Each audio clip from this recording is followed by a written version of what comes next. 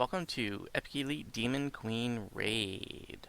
So, actually just posted a couple days ago my heroic Demon Queen Raid video, so that gives you an idea how far ahead of things I was, or am.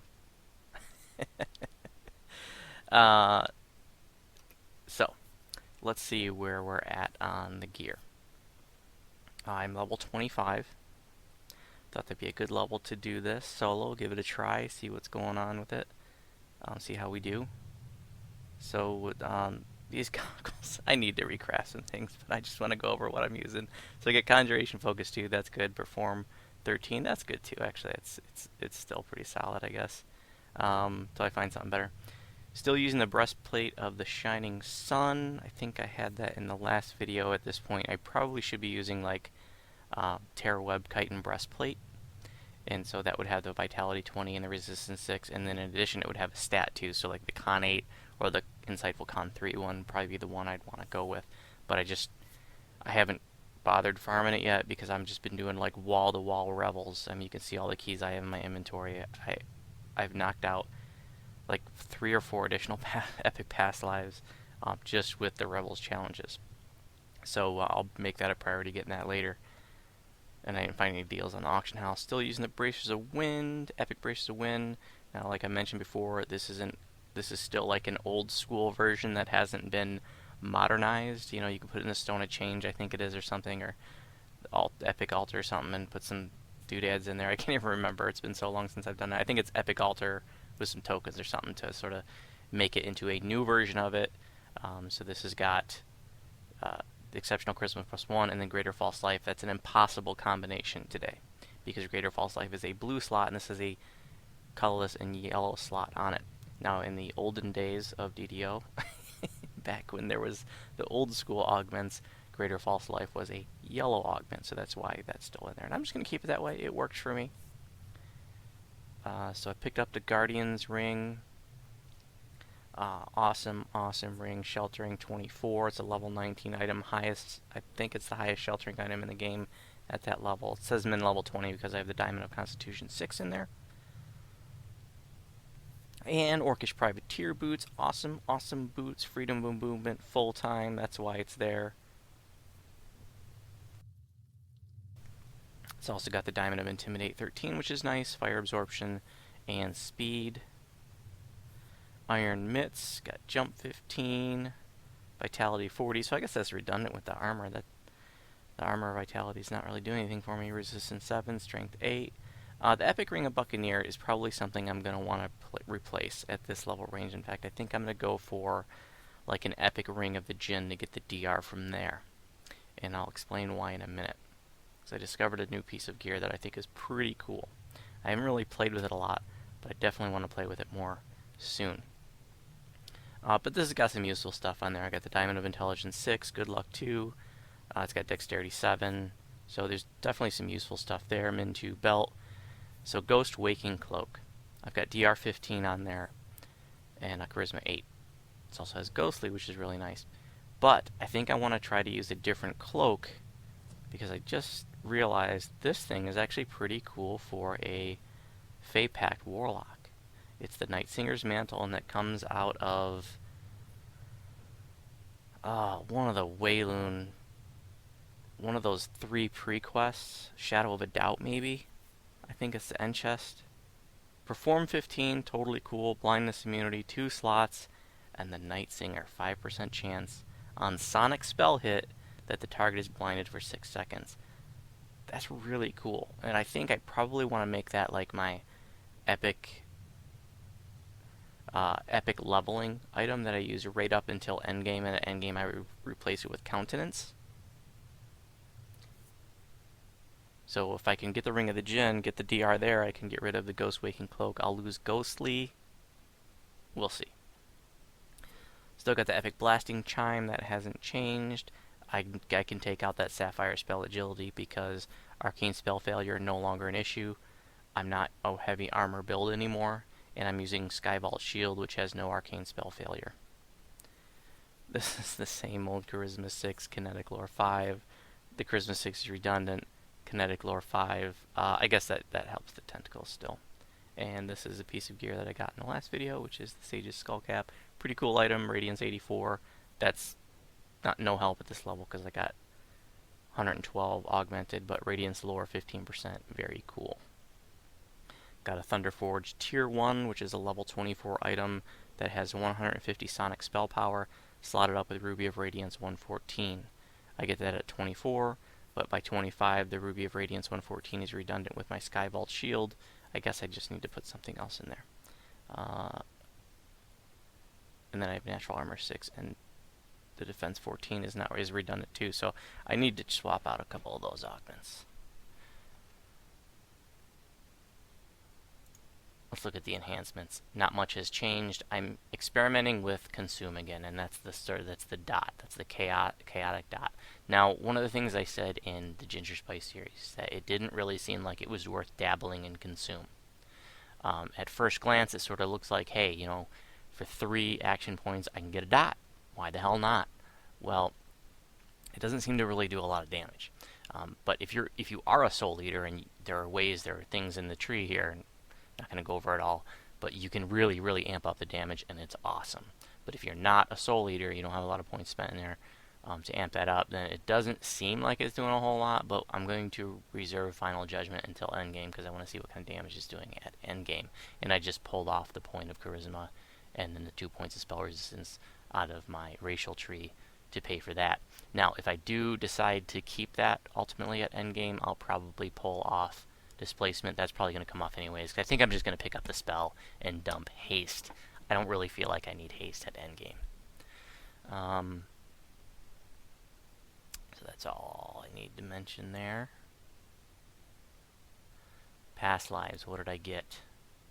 So let's see, Colors of the Queen. When I started the series, I had one of these. Now I have all 3. And then Brace, when I started the series, I had one of these. Now I have 2. So I picked up 3 more additional epic past lives since the series started.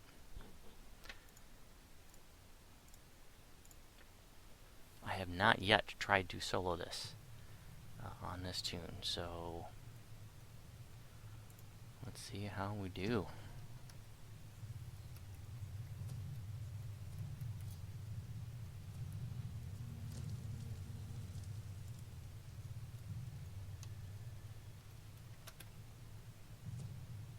I'm using the Potions of Greater Efficacy. I should have the level 25 ones, but I want to use the rest of these up. But it's plus 12 all chemical bonus to universal spell power. I'm doing 2 different damage types, but I know I could get the 25 pots at this point, but I'd rather just drink 1 pot because I guess I'm lazy. I've talked before about how I don't like clicking a lot of things. A lot of like temporary buffs like that come from potions and things. But I do use some.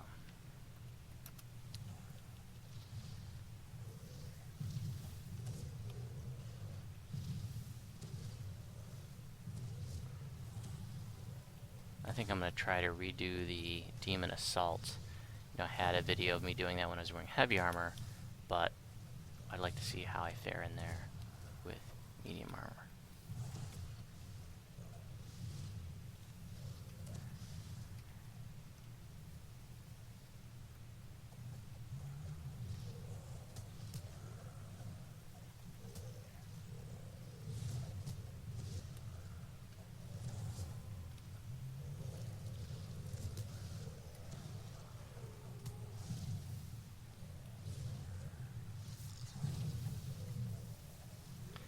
The heroic demon queen video, that was a funny experiment. You know, it was, you know, first time ever taking a, you know, solo warlock into that, you know, and it was definitely a learning process for me. It took me 5 attempts to get that completion, and it was funny to displace in that little 3 seconds later or 3 minutes later part. I don't mind showing that, you know, I die. I'm not a perfect player. Like, I die. It's the way things go sometimes. But that learning to play Warlock as a tank has been a really fun experience for me.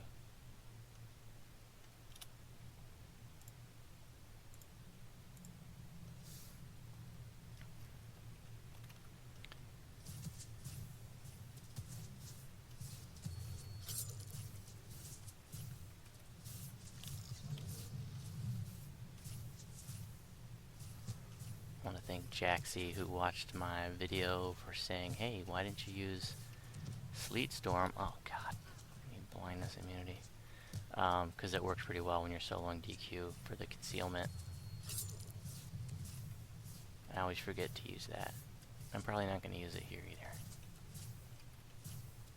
Because it's just not something I would do, you know, like if I'm with a group and I want to see how it would perform, you know, without that.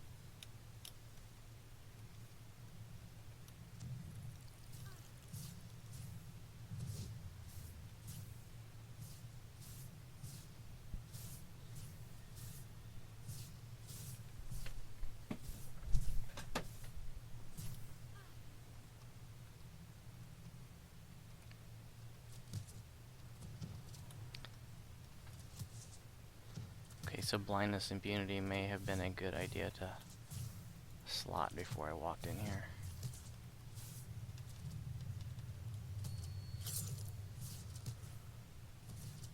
I do have a heal over time now, which is renewal. Oh my god. You know, and that comes from the Sentinel. But you know, that's not a super strong healing, but I feel like that's gonna help make a difference. That's an heal over time is an element that I was missing when I did the heroic DQ. Alright, here comes the fun.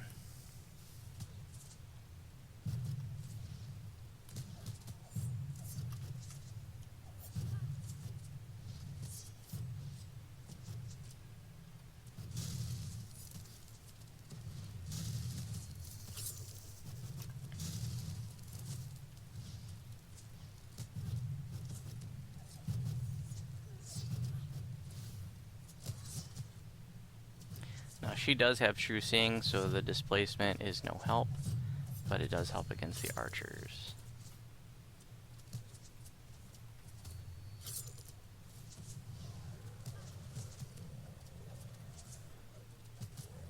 .143 PRR, 107 armor class.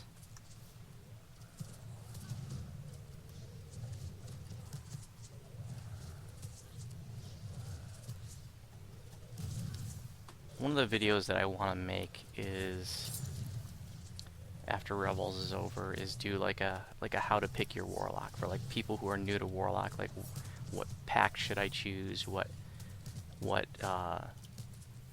you know, enhancement tree should I go with? And just talk about, not trying to say, hey, this is better than that, or you know, here's what you should pick, but just go over what the options are. And I did that in the Ginger Spice series, but I'd like to do a video where I just sort of bring all those pieces of it together, go over all the different packs and go over the different enhancements lines, and give some tips too.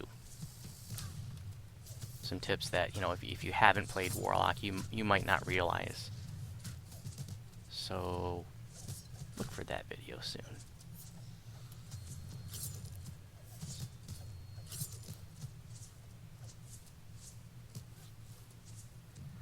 Well, it's certainly not a problem. Again with the blindness, it's certainly not a problem to hang out in here before she goes to war. I can't wait to see what happens when she does go to war.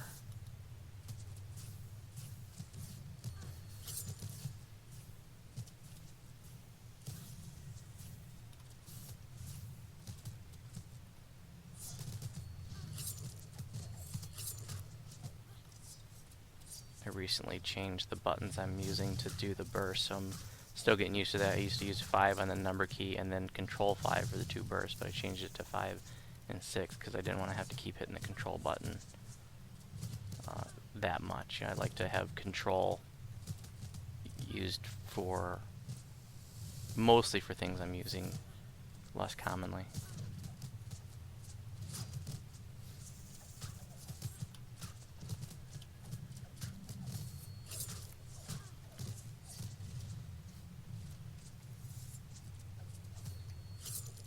So it looks like renewal is ticking for about 100.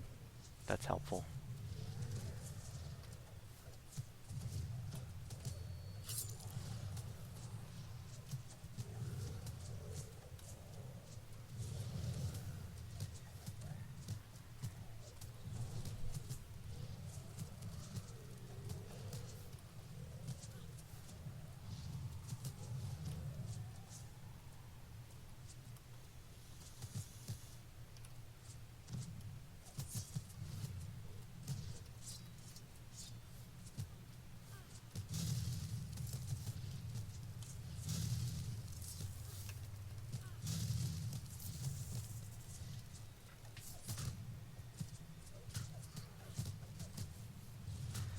One of the spells that I want to start experimenting with a little bit that I picked up pretty recently is Waves of Exhaustion, because that reduces target strength, and my thought was that for maybe like higher end groups of mobs to throw that right before I throw tentacles, effectively, you know, reducing their saves.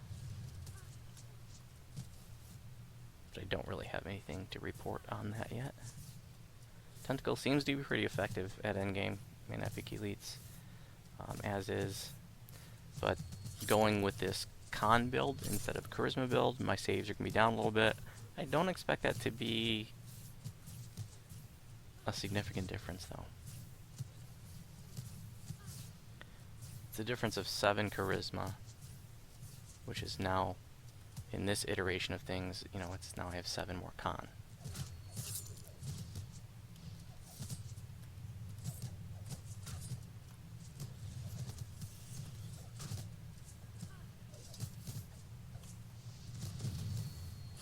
Almost there. Almost to wartime.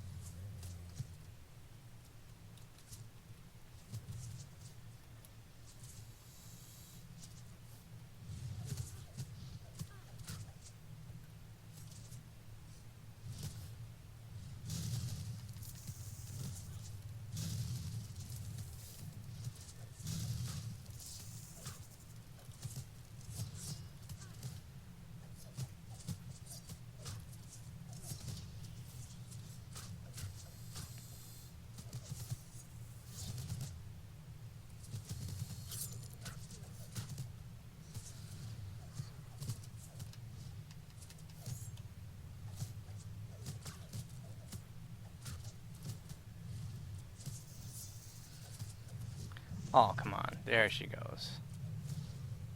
I thought I heard the war sound. And there she is back at her perch. Oh, you gotta be kidding me.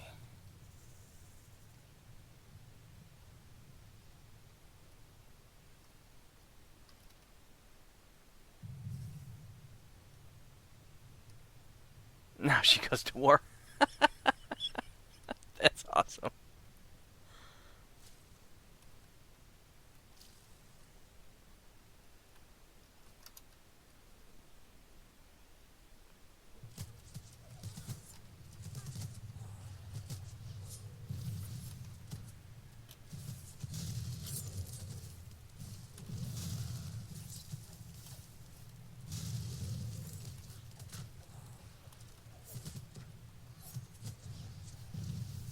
Looks like no problem at all.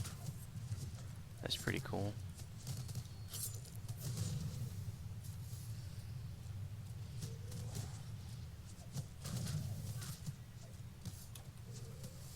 See if Sleet Storm does anything for us.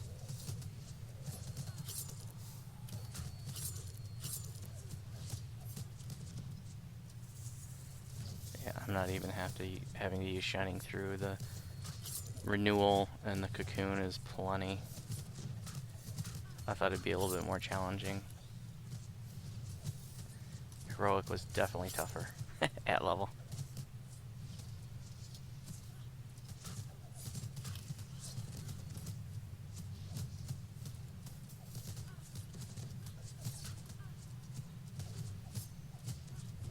Yep, I didn't even hit Shining Through except for at the very start of war.